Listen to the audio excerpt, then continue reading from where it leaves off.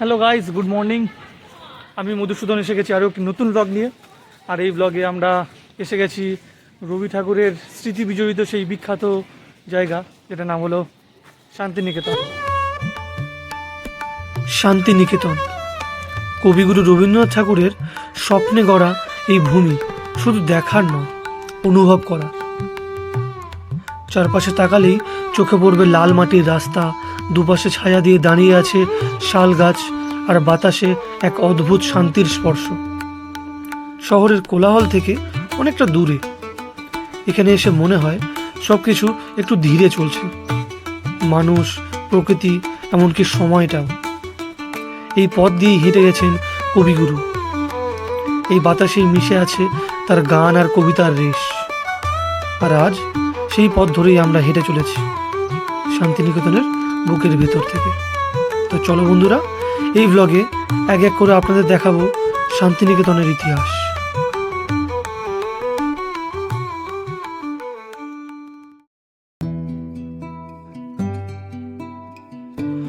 নমস্কার বন্ধুরা, আমরা এখন আছি ঢাকুরিয়া স্টেশনে এবং এখান থেকে ট্রেন ধরে যাব শিয়ালদহ এবং সেখান থেকে 7:20 মা তারা এক্সপ্রেস করে যাব প্রান্তিক, যেটা বোলপুর শান্তিনিকেতন স্টেশনের ঠিক পরের স্টপেজ। এটা প্রায় 3 ঘন্টার জার্নি ছিল। আর আমরা এই প্রান্তিক স্টেশন থেকে লাগোয়া একটি টোটো স্ট্যান্ডে যাব এবং সেখান থেকে টোটো রিজার্ভ করে যাব আমাদের নেক্সট ডেস্টিনেশন।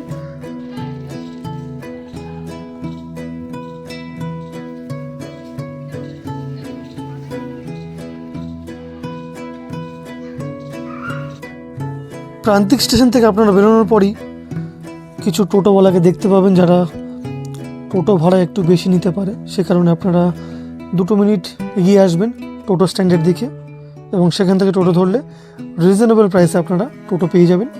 আপাতত আমরা ব্রেকফাস্ট করছি ডিম টোস্ট এবং ঘুগনি মুড়ির সঙ্গে। এই যে সবাই বসে, এই হলো আমাদের টোটো। 150 টাকা দিয়ে টোটো রিজার্ভ করতে হলো এবং আমরা আমাদের নেক্সট ডেস্টিনেশন মানে দিশারি অবকাশ নামক সেই জায়গায় যাচ্ছি। বহুদিন পর শীতকালে একটা সুন্দর জায়গায় এলাম। শীতকালে ঘোরার একটা আলাদাই মজা হয়, আর যদি সেটা এরকম একটা শান্তিনিকেতনের মতো জায়গা হয় তাহলে তো কোনো কথা হবে না বস। 18 শতকের মানে রবি ঠাকুরের সমকালীন সেই সংস্কৃতি এবং ঐতিহ্যটাকে বহাল রাখার জন্য এখনও মানুষ মাটির ঘরে বসবাস করে আসছেন। দেখতে পাচ্ছেন সামনে একটা ব্রিজ, আর ব্রিজের নিচ দিয়ে বয়ে চলেছে কোপাই নদী। এই কোপাই নদীর উৎসস্থল হলো ছোটনাগপুর মালভূমির খাজুরি নামে এক গ্রাম থেকে। তো দেখতে পাচ্ছেন এখানে জলের পরিমাণ একটু কমই রয়েছে, শীতকালে একটু কমই থাকে, তবে বর্ষাকালে আশেপাশে উপত্যকা দেখলে বুঝতে পারবেন যতটুকু সবুজ হয়ে রয়েছে ততটুকু পুরো জলে ডুবে যায় বর্ষাকালে। তো এই কোপাই নদীর জল এখানকার চাষাবাদের জন্য খুবই গুরুত্বপূর্ণ। বেশ অসাধারণ একটা গ্রামীণ পরিবেশ। এই যে আমাদের 5 জন, সামনে দেখতে পাচ্ছেন ইট ভাটা, যেখানে ইট তৈরি হচ্ছে।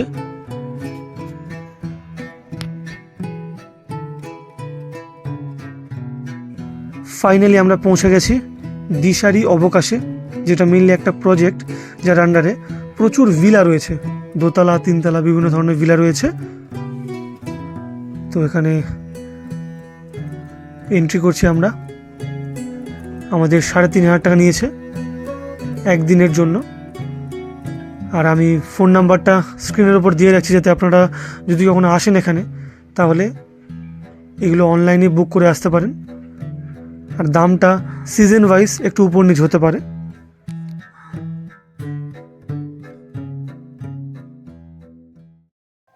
সো ফাইনালি আমরা পৌঁছে গেছি সেজুতি হোটেলে বা সেজুতি ভিলা বলতে পারেন।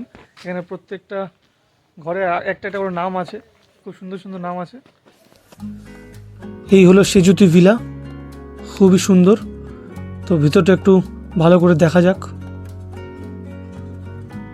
সেই জুতি। ভেতরে দেখতে পাচ্ছেন খুবই সুন্দর চারিদিকটা, অ্যাম্বিয়েন্সটা, সোফাগুলো বেশ সুন্দর। আর এখানে ডাইনিং এরিয়া সিঁড়ির ঠিক নিচেই। আর এখানে একটা মডিউলার কিচেনও রয়েছে যেখানে আপনারা রান্না করতে পারেন। আর এখানে বাথরুম নিচে, উপরেও রয়েছে একটা বাথরুম এবং দুটি বেডরুম দেখতেই পাচ্ছেন। খুব সুন্দর একটা রুম, একটু বড়, এই রুমটা একটু বড়। এখানে 3 জন কমফোর্টেবলি থাকতে পারবে এবং বাঁদিকের রুমটায় 2 জন কমফোর্টেবল থাকতে পারবেন। আর এখানে একটা সুন্দর ব্যালকনিও রয়েছে যেখানে ব্যালকনির ধারে ধারে সুন্দর সুন্দর ফুলের গাছও রয়েছে ছোট ছোট। আর বাইরে দেখতে পাচ্ছেন সুন্দর একটা ঘাস জমি। আর ভেতরটা দেখতে পাচ্ছেন খুব সুন্দর, এইটা ছোট রুমটা যেখানে আপনারা 2 জন আরামসে থাকতে পারবেন। আর প্রত্যেকটা রুমে এসিও রয়েছে, কোনো অসুবিধা নেই। হ্যালো তুর্না, ঘুরে বেড়াচ্ছ?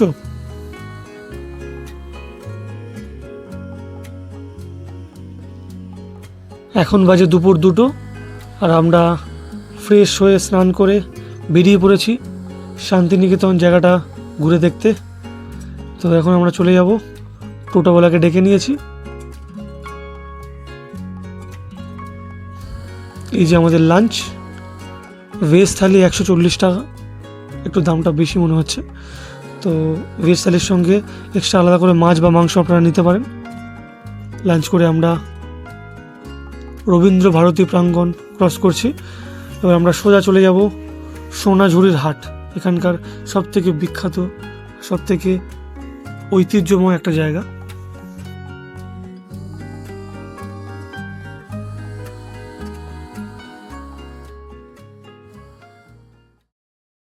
সো ফাইনালি আমরা পৌঁছে গেছি সোনাঝুরির হাটে। চলো জায়গাটা এক্সপ্লোর করে দেখা যাক। শান্তিনিকেতনের সবচেয়ে রঙিন আর প্রাণবন্ত জায়গা হলো এই সোনাঝুরি হাট। শনিবার বা রবিবার এলেই এই জায়গাটা যেন একেবারে বদলে যায়। শাল, সোনাঝুরি এবং ইউক্যালিপটাস গাছের ছায়ায় বসে যায় ছোট ছোট দোকান। আর চারপাশে ভরে ওঠে লোকশিল্প, হস্তশিল্প আর মাটির তৈরি নানা জিনিসে। এখানে তাকালেই দেখতে পাবেন হাতের তৈরি গহনা, কাঠ আর মাটির শোপিস, কাঁথা, শাড়ি আর গ্রাম বাংলার শিল্পের অসাধারণ ছোঁয়া। শুধু কেনাকাটাই নয়, সোনাঝুরি হাট মানে শিল্পীদের সঙ্গে কথা বলা, তাদের গল্প শোনা আর বাংলার লোক সংস্কৃতিকে কাছ থেকে অনুভব করা। পাশে কেউ একতারা হাতে গান গাইছেন, কোথাও আবার বাউল সুরে মন হারিয়ে যাচ্ছে। এই পরিবেশটাই সোনাঝুরি হাটকে আলাদা করে তোলে। যদি শান্তিনিকেতনে আসেন আর সোনাঝুরি হাট না দেখেন তাহলে মনে হবে ভ্রমণটাই অসম্পূর্ণ হয়ে গেল। তো চলো আরও একটু ঘুরে দেখি আর কিছু সুন্দর জিনিস আর সোনাঝুরি হাটের এই রঙিন মুহূর্তগুলো উপভোগ করি।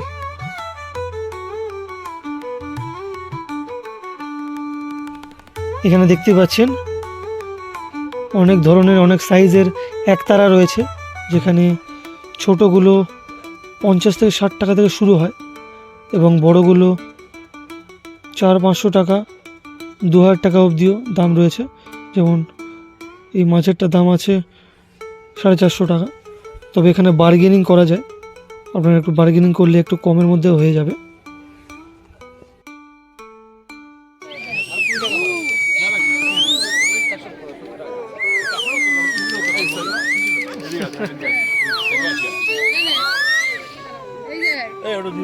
रतरंगी आवाज।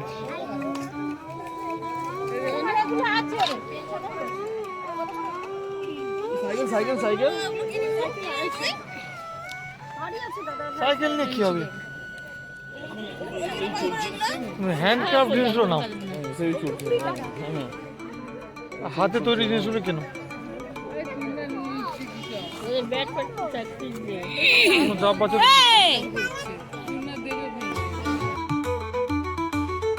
এখানে দেখতে পাচ্ছেন প্রচুর হ্যান্ডক্রাফটের জিনিস আছে, শুকনো ডাব দিয়ে আর তাল পাতা দিয়ে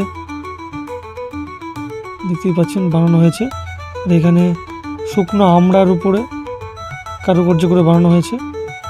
আর এখানে তালশাঁস দিয়ে বানানো হয়েছে। তো খুবই অসাধারণ শিল্পকলা এদের। দেখতে পাচ্ছেন এরকম প্রচুর জিনিস রয়েছে হাতে তৈরি শোপিস। অতি ছন্দে আনন্দ মেলা ভবসাগরে ভাসিয়ে মেলা লুটিছে তাই পাগলা লুটিছে তাই লুটিছে তাই বাবা পাগলা মাতৃ নামে জগৎ মাতা। আর এখানে দেখতেই পাচ্ছেন প্রচুর এরকম দোকান আছে যেখানে আপনারা প্রচুর বিভিন্ন ধরনের জামা কাপড় পেয়ে যাবেন। ফতুয়া, চুড়িদার, পাঞ্জাবি, শার্ট, প্রচুর কালেকশন রয়েছে এখানে। আর আপনারা বার্গেনিংও করতে পারবেন।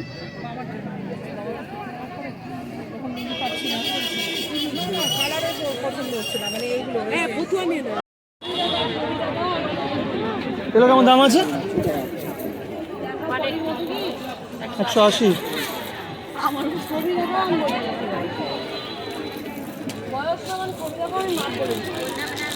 খুব পাতলা। এটা এটা 120।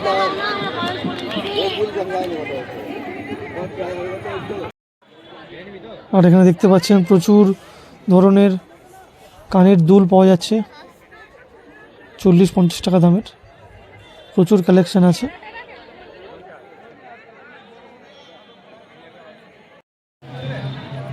এছাড়া এখানে প্রচুর সাজগোজের সরঞ্জাম রয়েছে, নেকলেস, হেয়ার ব্যান্ড, গলার হার, দুল, প্রচুর জিনিস রয়েছে।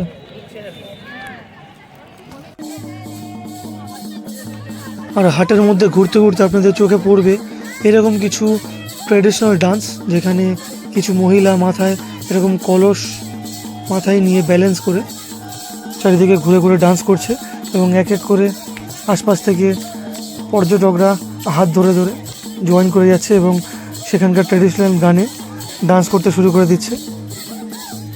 তো বেশ আলাদাই একটা অনুভূতি, আলাদাই একটা মজার জিনিস।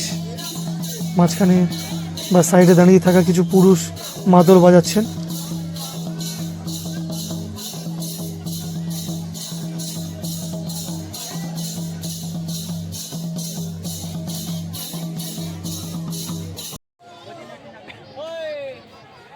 এই হাটের মধ্যে আপনারা দেখতে পাবেন কিছু কিছু জায়গায় একতারা দোতারা নিয়ে বসে পড়েছে কিছু বাউল, যারা তাদের মনোমুগ্ধকর বাউল গানের দ্বারা সবাইকে আকৃষ্ট করে যাচ্ছে, যেমন আমাকে। তো মাঝে মাঝে দাঁড়িয়ে পড়ছিলাম এদের গান শুনে।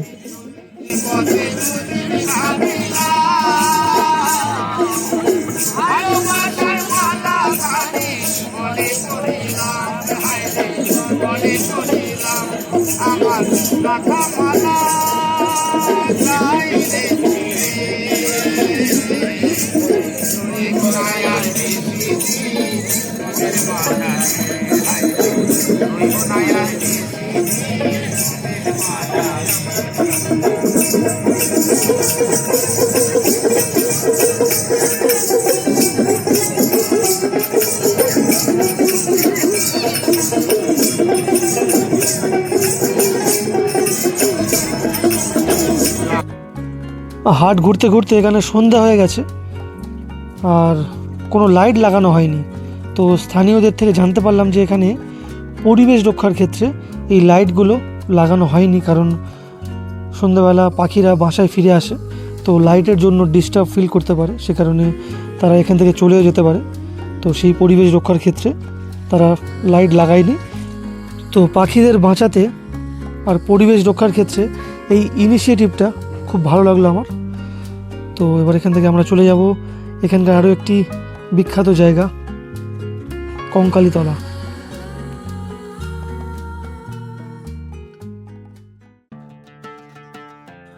কঙ্কালীতলা শান্তিনিকেতনের একটি পবিত্র এবং রহস্যময় স্থান হলো এই কঙ্কালীতলা। চারিদিকে সবুজ প্রকৃতি, শান্ত পরিবেশ আর ভক্তির আবেশ, সব মিলিয়ে জায়গাটা সত্যিই মন ছুঁয়ে যায়। এই মন্দিরটি 51টি শক্তিপীঠের মধ্যে অন্যতম। কথিত আছে এখানে সতী দেবীর কঙ্কাল পতিত হয়েছিল, তাই এই মন্দিরটির নাম হলো কঙ্কালীতলা। মন্দিরে কোনো মূর্তি নেই, বরং একটি পবিত্র শিলা ও জলকুণ্ড আছে, যাকে কেন্দ্র করেই ভক্তরা পুজো দেন। ব্যাপারটা একটু আলাদা, তাই আসার সঙ্গে সঙ্গেই এক ধরনের আধ্যাত্মিক অনুভূতি কাজ করছে।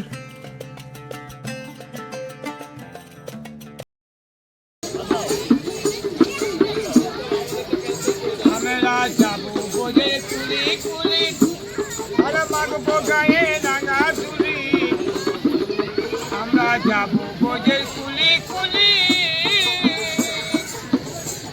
আর মাগবো গায়ে রাঙা তুলি। তোমায় ভজলে হরি বঙ্গি গাই, হৃদয় হইও না।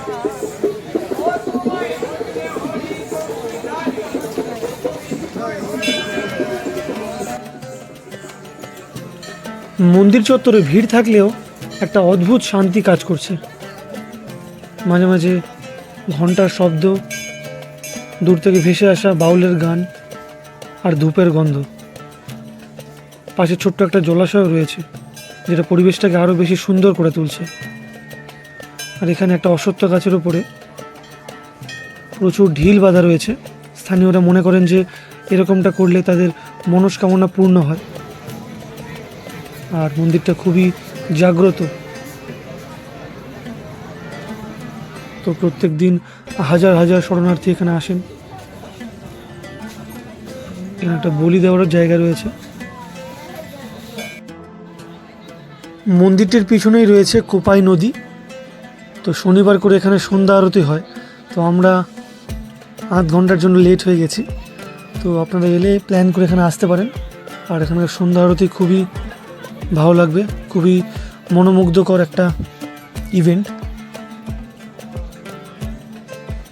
তো বেশ সুন্দর লাগলো এখানে। আপনারা যদি শান্তিনিকেতনে ঘুরতে আসেন তাহলে কঙ্কালীতলাটা অবশ্যই আপনাদের লিস্টে রাখবেন।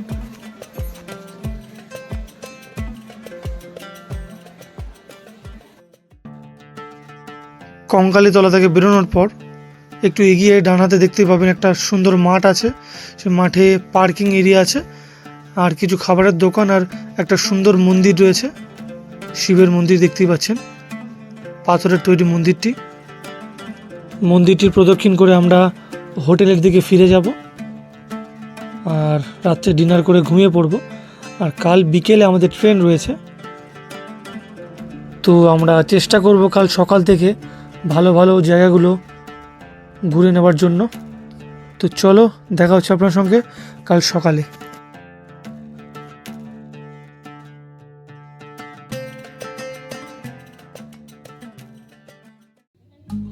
গুড মর্নিং বন্ধুরা, শান্তিনিকেতনে আজকে ডে 2, আর আমরা সকাল সকাল উঠে পড়েছি আর একটু গ্রামীণ পরিবেশটাকে পায়ে হেঁটে উপভোগ করার জন্য বেরিয়ে পড়েছি। এখানে একটা সুন্দর পাখির বাসা রয়েছে, কৃত্রিম পাখির বাসা দেখতে পাচ্ছেন, খুবই সুন্দর। সকাল হয়ে গেছে, এখন সকাল 7:30। অনেকদিন পর এরকম একটা সুন্দর গ্রামে এসে বেশ দারুণ লাগছে।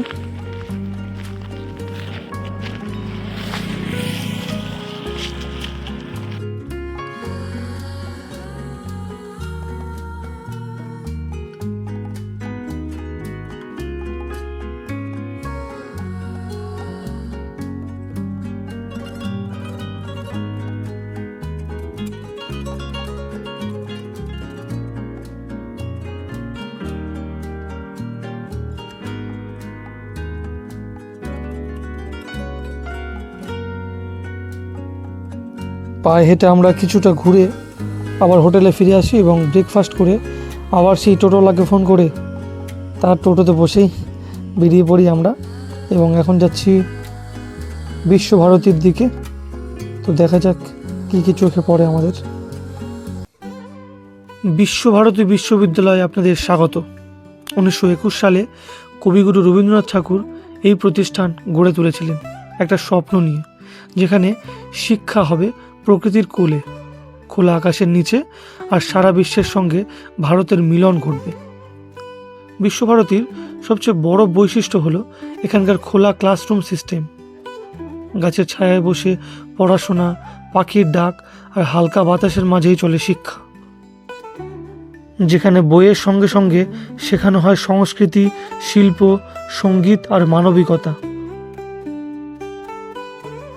এক সাঁওতাল পরিবার, যার সঙ্গে সাঁওতালের কাঁধে বাঁক, বাঁকের বাড়িকে বাড়ির লাগেজ, ডান্ডিকার সন্তান, ওইদিকে বাড়ির পোষা কুকুর, পাশের সাঁওতাল রমণী, এর মাথায় ঝুড়িতে বাড়ির লাগেজ, ঝুড়ির মধ্যে রাউন্ড কটা খাজুরের তলায়, আর সাঁওতাল রমণী বাঁক একটা সেকেন্ড চাই, ছোটো বাচ্চা। আর এই সেটগুলো পরে হয়েছে গত 20 বছর ছোটো, আগে এগুলো ফাঁকা অবস্থাতে ছিল। Next subject. এই ক্যাম্পাসে হাঁটতে হাঁটতে চোখে পড়বে পাঠ ভবন, কলা ভবন, সঙ্গীত ভবন, যেখানে আজও বেঁচে আছে রবীন্দ্রনাথের ভাবনা। প্রতিটা পথ, প্রতিটা গাছ যেন কিছু না কিছু নতুন গল্প বলে যায়। বিশ্বভারতী শুধু ছাত্রছাত্রীদের জন্য নয়, এটা ভ্রমণ পাশু মানুষদের কাছেও এক আলাদা অনুভূতি। আর এই রবীন্দ্র ভারতী বা বিশ্বভারতী আরও ভালো করে ঘোরার জন্য আপনাদেরকে টিকিট কেটে ভিতরে ঢুকতে হবে, যেটা লিস্টটা আমি স্ক্রিনের উপর দিয়ে রাখলাম। এরপরে আমরা এসে গেছি সৃজনী শিল্পগ্রামে, যেখানে ভিতরে ঢোকার প্রবেশ মূল্য হলো 30 টাকা আর স্টুডেন্টদের জন্য 10 টাকা করে। এই সৃজনী শিল্পগ্রাম হলো শান্তিনিকেতনের এমন এক জায়গা যেখানে ভারতের লোকশিল্প, সংস্কৃতি আর স্থাপত্য একসাথে প্রাণ পেয়েছে।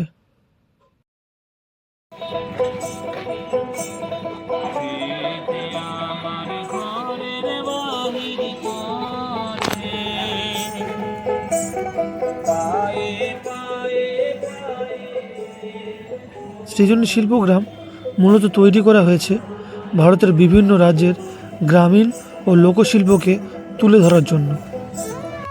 এখানে শুধু দেখার নয়, অনুভব করার অনেক কিছু আছে। হাতে তৈরি শিল্পকর্ম, লোকজ চিত্র, ভাস্কর্য আর শিল্পীদের নিঃশব্দ পরিশ্রম, সব মিলিয়ে জায়গাটার একটা নিজস্ব আবহ রয়েছে। আর এই সৃজনী শিল্পগ্রামে মাঝে মাঝেই হস্তশিল্প মেলা, সাংস্কৃতিক অনুষ্ঠান আর প্রদর্শনীর আয়োজন হয়, যেখানে শিল্পীরা সরাসরি তাদের কাজ প্রদর্শন করেন। এটা সত্যি শিল্পীদের জন্য একটা বড় মঞ্চ। এই জায়গায় হাঁটতে হাঁটতে মনে হয় আমরা শুধু ভ্রমণ করছি না, ভারতের সংস্কৃতির ভিতর দিয়ে হেঁটে যাচ্ছি।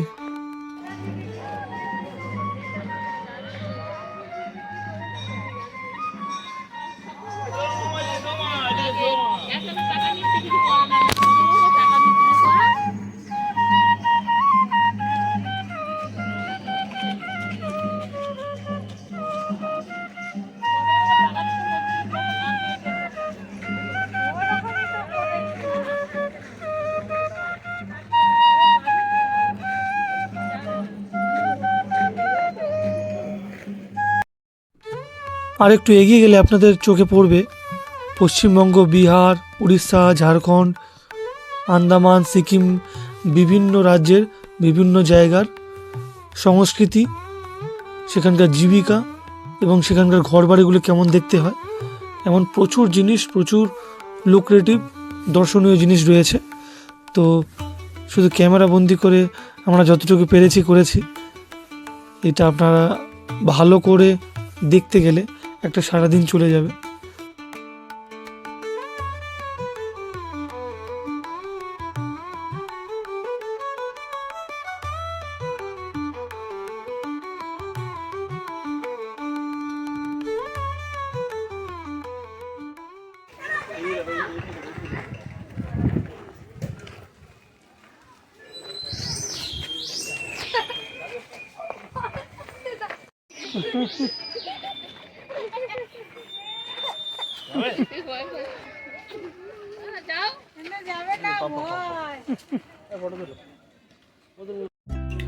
এখানে কিছু বন্ধুদের সঙ্গে আমার আলাপ হয়ে গেল, যারা আমাকে স্বাগত জানাতে চলে এসছে। নমস্কার বন্ধুগণ, কেমন আছো তোমরা? এরকম ল্যাংটো হয়ে ঘুরছো কেন?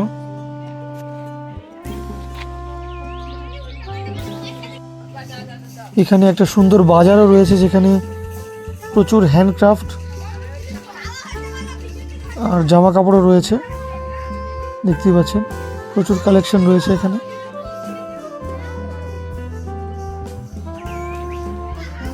তো চলুন আর একটু ভালো করে ঘুরে দেখা যাক যে একদম ইউনিক কি কি জিনিস পাওয়া যেতে পারে।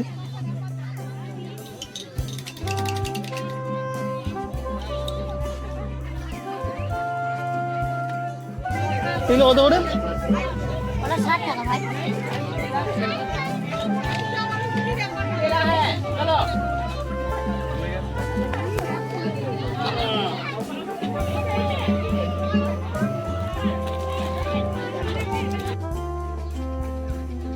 এখানে দেখতে পাচ্ছেন খড়ের হস্তশিল্প, দেখতেই পাচ্ছেন যতগুলো ছবি দেখতে পাচ্ছেন সমস্ত কিছু খড় দিয়ে তৈরি করা হয়েছে। অসাধারণ শিল্পীদের হাতের কাজ। এখানে প্রথম দেখলাম এরকম জিনিসও হয় যে খড় দিয়ে এত সুন্দর সুন্দর জিনিস তৈরি করা যায়।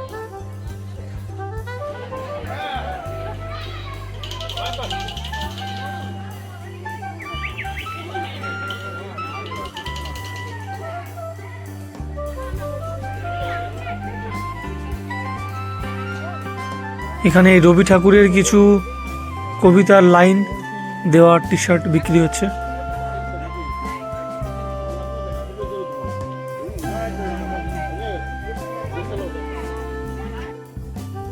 আর এখানে আরও একটি ইউনিক জিনিস চোখে পড়লো, তামার তারের কাজ। দেখতেই পাচ্ছেন তামার তার দিয়ে এই চিত্রগুলি আঁকা হয়েছে, কি অসাধারণ।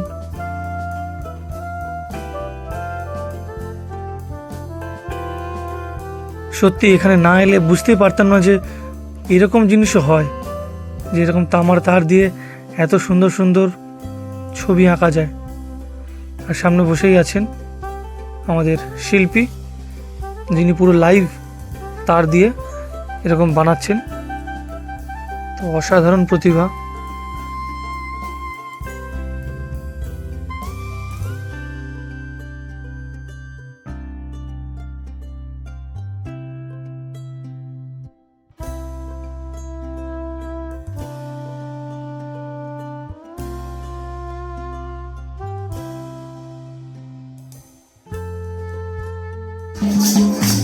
এখানেও কিছু সাঁওতালি ডান্সের দেখা মিলল।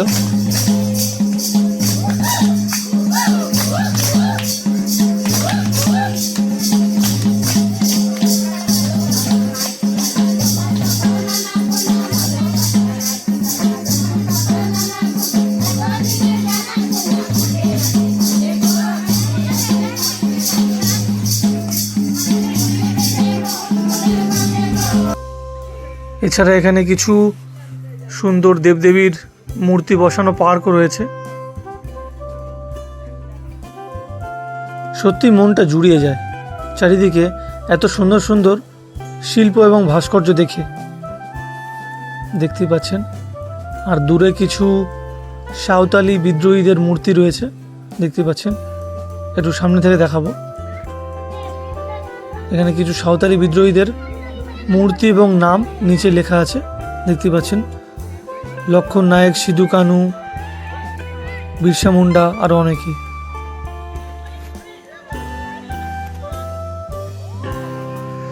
তো সৃজনী শিল্পগ্রাম জায়গাটি আমার তো খুবই ভালো লাগলো। আর এখান থেকে বেরিয়ে আমরা এখানকার আশেপাশে একটা সুন্দর রেস্টুরেন্ট রয়েছে, বাঙালি রেস্টুরেন্ট, পঞ্চবটি রান্নাঘর নামে, যেখানে সেম সিস্টেম। প্রথমে ভেজ থালি নিতে হবে এবং তার সঙ্গে আলাদা করে মাছ, মাংস বা অন্য কিছু আপনারা অ্যাড করতে পারেন। আর খাবার বেশ সুস্বাদুই ছিল। লাঞ্চ শেষ করে আমরা এখান থেকে চলে যাই বোলপুর শান্তিনিকেতন স্টেশনে এবং সেখান থেকে শহীদ এক্সপ্রেসে করে চলে যাই হাওড়া। তো বেশ ভালোই মজা করলাম। আরও একটা দিন থাকলে আরও বেশি জায়গা ঘুরে দেখাতে পারতাম। তো কোনো অসুবিধা নেই, শীতের মেজাজে আপনারাও প্ল্যান করে চলে আসুন। আর ব্লগটা এখানেই শেষ করছি। আশা করি আপনাদের ভালো লেগেছে। আর ভালো লাগলে, ইনফরমেটিভ লাগলে আপনাদের বন্ধু বান্ধব, আত্মীয় স্বজন সবাইকে শেয়ার করে দেবেন। আর ভিডিওটি লাইক, কমেন্ট অবশ্যই করবেন। তো দেখা হচ্ছে আপনার সঙ্গে পরবর্তী ব্লগে। ততক্ষণ অবধি ভালো থাকবেন, সুস্থ থাকবেন। টাটা, জয় হিন্দ।